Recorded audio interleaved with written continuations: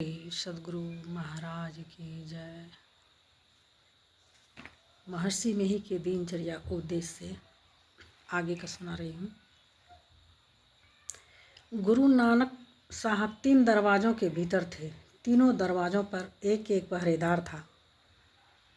पहले दरवाजे के पहरेदार से सुथरा शाह जी ने कहा कि देखो भाई, मुझे गुरु महाराज के पास उनके दर्शन के लिए इन बोरों के साथ जाना है। जिस बोरे में मिट्टी के ढेले थे उसमें उन्होंने अशरफियाँ और जिसमें कंकड़ थे उसमें मिस्री के ढेले बतलाए और कहा कि इन सामानों के साथ गुरु महाराज के पास जाऊंगा तो मुझे बहुत इनाम मिलेगा। तुम मुझे भीतर जाने दो, मिले हुए इनाम में तुमको आधा दे दूंगा। प्रलोभन में पड़कर उस पहरेदार ने भीतर जाने कह दिया। दूसरे द्वार पर दूसरे पहरेदार ने रोका। उन्होंने उसको भी कहा कि अमुक अमुक चीज़ लेकर गुरु महाराज के पास जा रहा हूँ, वहाँ मुझे बहुत इनाम मिलेगा। आधा इनाम पहले के पहरेदार को देने का वचन के दिया है, आधे का आधा तुमको दे दूँगा, मुझे भीतर जाने दो। दूसरे द्वारपाल ने भी जाने की अनुमति दे दी। तीसरे द्वारपाल को भी 1/4 इनाम देने का लोभ देकर वे गुरु नानक साहब के पास चले गए। गुरु नानक देव जी उन्हें देखते ही क्रोधित हो उठे और पास बैठे हुए शिष्यों से कहा कि इसे 100 जूते लगाओ। सुथरा शाह जी ने कहा कि ठीक है हुजूर, यहाँ आने पर यह मुझे इनाम के रूप में मिला है, इसका बंटवारा मैंने पहले ही कर दिया है।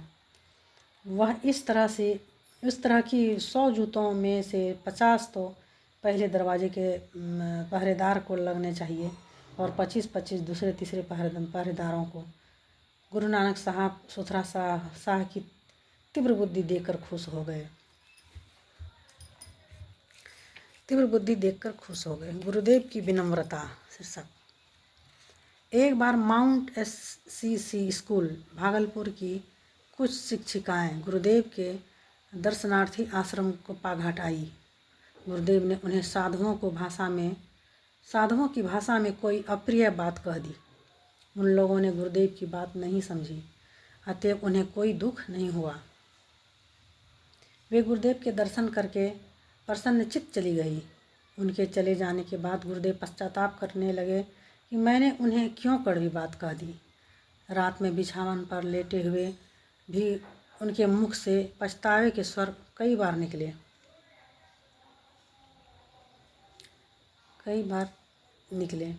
प्रातःकाल हुआ। प्रातःकालीन सत्संग शीघ्रतापूर्वक समाप्त करके गुरुदेव हम कुछ शिष्यों के साथ मोटर कार में बैठकर माउंट SCC स्कूल गए। मोटर कार देखकर कुछ महिलाएं और पुरुष निकले।